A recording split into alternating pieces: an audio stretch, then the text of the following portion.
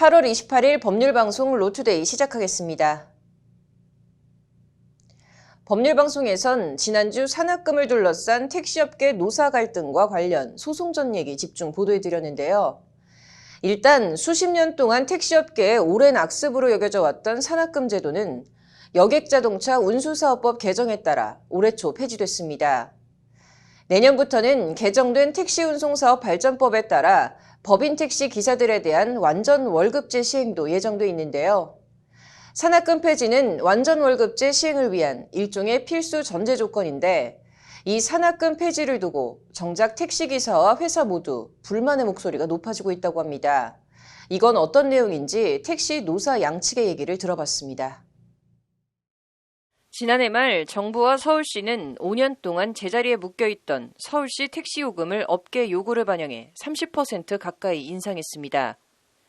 택시요금이 오르면 여객 운송 수입도 늘어나고 덩달아 택시기사들의 수입도 오를 것으로 기대되는데 하지만 정작 당사자인 택시기사들의 반응은 시큰둥합니다. 택시기사들은 택시요금이 많이 오른다 그래가지고 결코 반갑지는 않아요. 그러면 손님은 떨어지지, 회사는 산학금 올리지. 우리는 항상 똑같은 평행선을 가고 있는 거예요. 노동자는 항상 평행선을.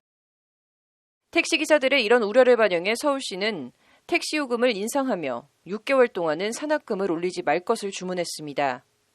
일단 택시 수입의 일정 부분을 회사에 우선적으로 납입하고 기사들은 남는 수입을 챙기는 구조인 산학금 제도는 지난해 8월 여객운수 사업법 개정에 따라 올해부터 폐지됐습니다.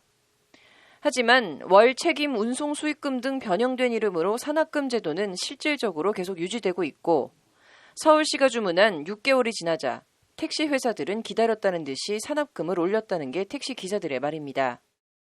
전부 우후죽순으로 이제 너를 지금까지 많이 벌어먹었잖아. 뭐 이런 우리인데 이런 식으로 나오는 거죠 이제. 똑같이 산학금이 똑같이 올라간다는 거죠. 그리고 수십 년 동안 수입이 줄든 늘든 한 번 오른 산학금은 절대 다시 떨어지지 않는다는 것이 택시 기사들의 하소연입니다. 지난번에 이제 3,000원에서 지금 기본요금이 3,800원으로 이제 800원 올랐거든요. 그러면 또 사측에서는 그만큼 또 이제 산학금을 올려요. 오를 때는 쉽게 오르는데 떨어질 때는 안 떨어진단 말이에요. 일단 개정된 여객운수사업법은 앞서 언급한 대로 수입의 일부를 회사에 납입하는 산학금 제도를 폐지하고 수입 전부를 납입하는 전액관리제를 시행하도록 하고 있습니다. 법인 택시기사들을 장기간 노동에 내몰고 승차 거부나 행선지에 따라 손님 가려받기 등 택시업계의 고질적인 잘못된 관행을 개선하기 위한 취지입니다. 하지만 그 취지에도 불구하고 정작 당사자인 법인 택시기사들은 전액관리제가 시행되면서 수입이 전반적으로 줄었다고 하소연합니다. 월급 받고는 작지 사실. 우리는 사실 불합리한 게 추가금 타가는 게 월급 타는 거하고 거의 더 많아요.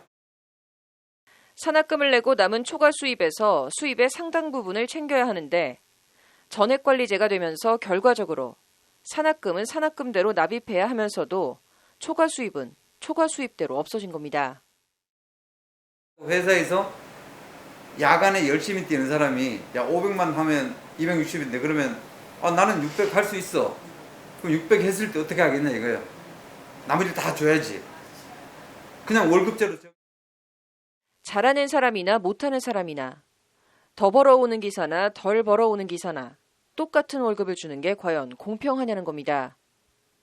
그래서 결과적으로 전액관리제가 되고 월급제가 시행되면서 수입이 하향 평준화되고 있다는 것이 기사들의 하소연입니다. 일반 셀러리맨으로 보는 게 아니라 어떻게 보면 세일즈맨식으로 세일즈맨은 이제 자기 성과가 있으니까 차를 10대 파는 사람 100대 파는 사람 다르지 않습니까? 완전. 택시 회사들도 전액관리제가 못마땅하기는 마찬가지입니다. 우선 산학금이든 책임 수익금이든 기사들에게 회사의 일정 금액을 납입하는 걸 강제하지 않으면 회사를 어떻게 운영하냐는 게 회사 측의 하소연입니다. 사업주는 사업주대로 또 운전기사는 운전기사대로 이 부분이 전혀 현실에 맞지 않는 그러한 제도다. 사용자가 절대적으로 지배나 지휘 감독을 할 수 없는 그러한 업종이기 때문에 여기에 개정된 택시사업 발전법에 따라 내년부터 택시업계에 완전 월급제가 시행되고 대법원 판결에 따라 소정 근로시간이 아닌 실제 근무시간으로 최저임금 이상의 임금을 지급해야 한다면 망하는 회사가 속출할 것이라는 게 택시 업체의 항변입니다.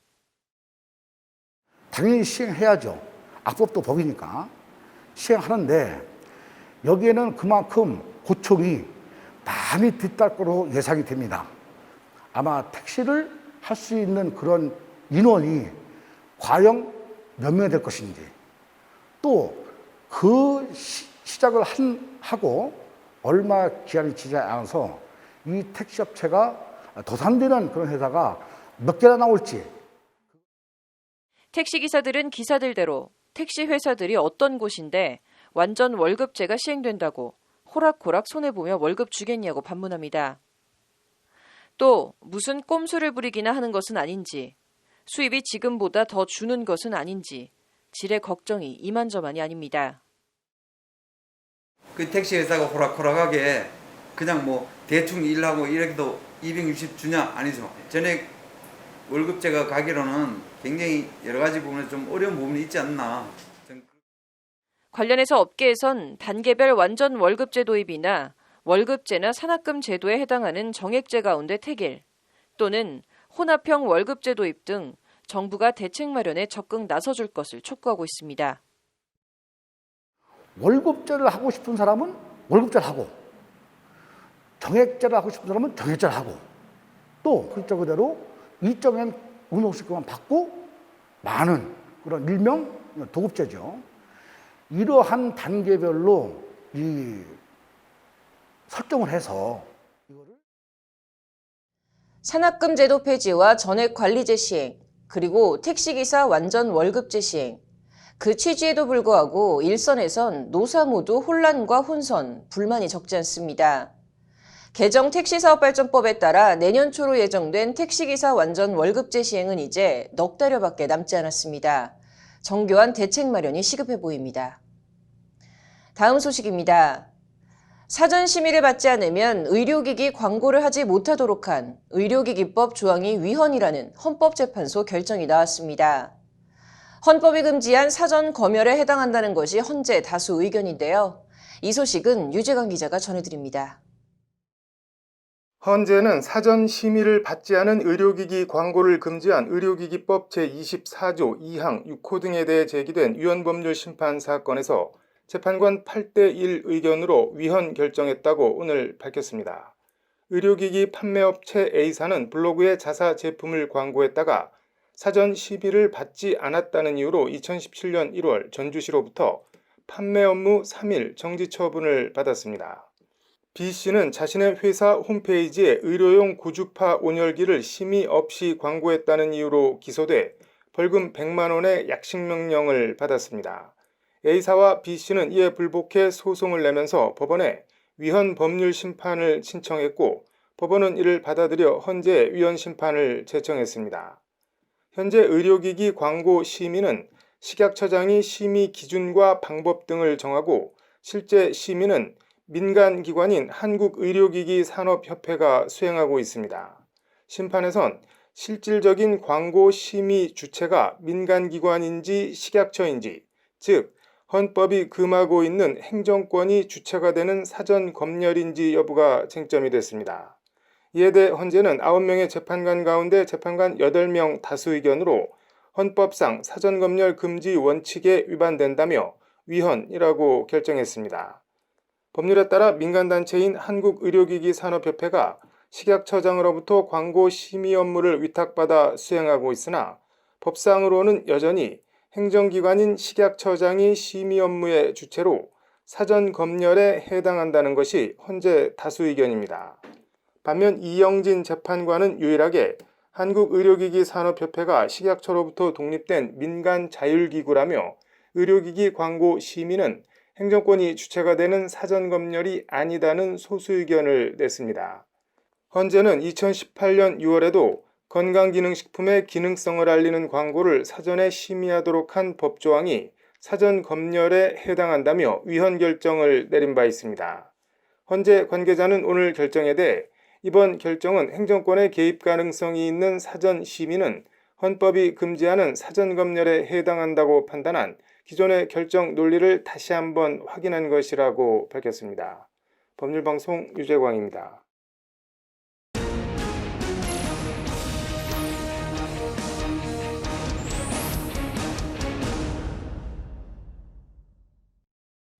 정은경 중앙방역대책본부장이 오늘 현재 유행 상황이 지속된다면 다음 주에는 하루 800명에서 2,000명까지 확진자가 증가할 수 있고 대규모 유행으로 이어질 수 있다고 경고했습니다. 지금 바로 유행 상황을 통제하지 않으면 걷잡을 수 없는 기하급수적인 확진자 급증으로 의료 시스템이 붕괴될 수 있고 또 사회 필수 기능이 미비되거나 막대한 경제 피해로 이어질 수 있는 그런 위기 상황이라는 것이 정은경 본부장의 경고인데 정말 걱정이 아닐 수 없습니다. 관련해서 국회엔 방역당국의 경고를 무시한 무분별한 집회 등으로 코로나 확산 사태가 재발되는 걸 막기 위한 이른바 전광훈 방지법이 여러 건 발의돼 있는데 법안 취지와 내용들을 장한지 기자가 전해드립니다. 지난 15일 서울 광화문에서 열린 극우단체들의 태극기 집회입니다. 연단에 오른 사랑제일교회 정광훈 목사가 자신은 증상도 없는데 정부가 자신을 자가격리라는 명분으로 감금하려 하고 있다는 취지로 연설합니다. 마스크는 쓰지 않았습니다. 나 이렇게 멀쩡하게 생겼는데 And they saw me, 나는 열도 안 올라요. and I didn't even have a fever. 나는 병에 대한 증상이 전혀 없어요. 하지만 증상이 없다던 호언장담이 무색하게 전광훈 목사는 광복절 집회 이틀 후인 지난 17일 코로나19 확진 판정을 받았고 병동으로 이송되면서도 마스크를 제대로 쓰지 않고 턱에 걸치는 이른바 턱스크를 하고 파한대소하는 모습이 카메라에 잡혀 여론의 문매와 공분을 샀습니다. 문제는 코로나 확진이 전 목사 개인에 그치는 것이 아닌 광화문 집회발, 사랑제일교회발 집단 감염과 N차 감염으로 이어지며 연일 수백 명의 확진자가 발생하고 있다는 점입니다. 현행법으론 정부 집합금지 명령을 어기고 집회를 강행했을 경우 과태료 300만 원이 제재를 가할 수 있는 최대치입니다. 이에 국회에선 코로나 감염 전파 가능성을 무시하고 무분별한 집회로 코로나 감염을 일으켜 공공의 안녕과 질서를 해치는 경우 징역형에 처할 수 있고 관련 방역 비용 등에 대한 구상권을 청구할 수 있는 근거를 마련한 법안들이 여러 건 발의됐습니다. 국회 입법예고 사이트에 올라와 있는 더불어민주당 전용기 의원이 지난 21일 대표 발의한 감염병 예방법 일부 개정안입니다. 법안은 제안이유에서 현행법에 따라 방역당국과 행정관청이 집합행위를 제한하는 조치를 할 수 있도록 되어 있으나 법 위반 시 경미한 과태료 조치와 구상권 청구의 법적 근거가 미비하다고 지적하고 있습니다. 이어 이로 인해 위법 행위에 대한 경각심이 저조한 한편 전파 매개 행위에 대한 별도의 금지 조항이 미비하다는 점도 함께 지적하고 있습니다. 이에 감염병 사태의 심각성을 감안해 방역당국의 집합행위 금지 행위를 위반할 경우 형량을 징역형 수준으로 제고하고 징벌적 손해배상의 형태로 구상권 청구의 근거를 마련한다는 내용을 골자로 하고 있습니다. 이를 통해 감염자 또는 감염병 의심자에 의한 악의적인 감염병 전파 노력을 차단함으로써 공공의 안녕과 질서를 유지하려는 것이 개정안의 제안 이유입니다. 사회적 경계가 굉장히 엄중한 가운데 방역을 못하게 고의로 방해하고 그다음에 행정 집합 제재를 하는데도 따르지 않고 일부러 다른 사람들한테 본인이 안고 막 침뱉으면서까지 고의적으로 감염을 시키려고 하는 것이 정말 잘못된 행위다. 구체적으로는 집회 및 치위에 관한 법률을 의율해 처벌하도록 하고 있습니다. 집시법은 현재 금지된 집회나 질서를 해치는 집회 주최자는 1년 이하의 징역 또는 100만 원 이하의 벌금에 처하도록 하고 있습니다. 집시법은 또 질서 유지인은 6개월 이하의 징역 또는 50만 원 이하의 벌금, 참가자는 50만 원 이하의 벌금에 처하도록 하고 있습니다. 개정안인 구상권에 대해 감염병 예방법상 관련 비용의 최대 3배까지 징벌적 구상권을 청구할 수 있도록 명시하고 있습니다. 사랑제일교회 같은 경우에는 지금 확진자가 900여 명 이상 나오고 있습니다. 벌금을 내면서까지 예배나 집회를 하겠다고 밝힌 바 있는데요. 지금 현행 300만 원의 벌금만 내고 있기 때문에 이것을 상향해서 구상권 청구를 3배 이상으로 늘리는 법안. 시민들은 대체로 해당 법안들이 꼭 통과되어야 한다는 반응입니다. 당연히 해야죠. 제가 더 이상 말하면 입에서 너무 과격한 말이 나올까 싶어서 그 말 못하겠어요. 근데 그 자관 죄 지은 사람한테는 법이 꼭 있어야 된다고 생각을 합니다. 그게 필요하다면 그렇게 할 수 있다고 생각은 하죠. 예, 왜냐하면 그렇게 해서라도 지금 현재 이 코로나가 너무 지금 걷잡수 없이 퍼지니까. 구상권 청구도 비슷한 취지로 피해와 손해를 일으킨 원인을 제공한 쪽에 부담시키는 게 당연하다는 반응입니다. 일부 단체나 인사들이 보이고 있는 행태가 집회나 표현의 자유를 넘어 국민 건강과 안전에 심각한 위협이 되고 있다는 겁니다. 해당 감염병 예방법 개정안에 대해선 국회 의안정보 시스템 국회 입법예고 사이트에서 찬반 등 의견을 개진할 수 있습니다. 법률방송 장한지입니다. 이어서 법조계 소식 전해드리겠습니다. 정부가 업무 개시 명령에 따르지 않은 전공의 등 10명을 경찰에 고발하는 등 의사들의 집단 휴진에 원칙적으로 대응하겠다는 입장을 밝혔습니다. 김강립 보건복지부 차관은 코로나19 위기 상황에서 환자의 생명과 안전을 지키기 위한 불가피한 조치라고 강조했습니다. 가정폭력 가해자라도 직계 혈족의 가족관계를 확인할 수 있도록 한 법조항이 헌법에 위배된다는 헌법재판소 결정이 나왔습니다. 헌재는 가정폭력에 시달리다 이혼한 A씨가 전 남편이 아들의 가족관계 증명서를 떼어 주소를 확인하자 해당 법조항에 대해 헌재에 위헌 심판을 냈습니다. 희귀병으로 수시로 무호흡 증상을 보이는 생후 7개월 된 아기를 집에 11시간 동안 방치해 숨지게 한 유기치사 혐의로 기소된 22살 싱글맘에 대해 2심에서도 1심과 같이 징역 1년 6개월이 선고됐습니다. 재판부는 아이를 유기한 경위와 내용이 불량하다며 이같이 선고했습니다. 온라인 게임 이용자 계정을 위임받아 대리게임을 해줘 등급을 높여주고 모두 1억 6천만 원을 챙긴 혐의에 대리게임 업체 운영자 등 6명이 경찰에 붙잡혔습니다. 이번 건건은 지난해 6월 대리게임을 최대 징역 2년까지 처벌할 수 있도록 한 게임산업진흥법 개정 이후 첫 적발입니다.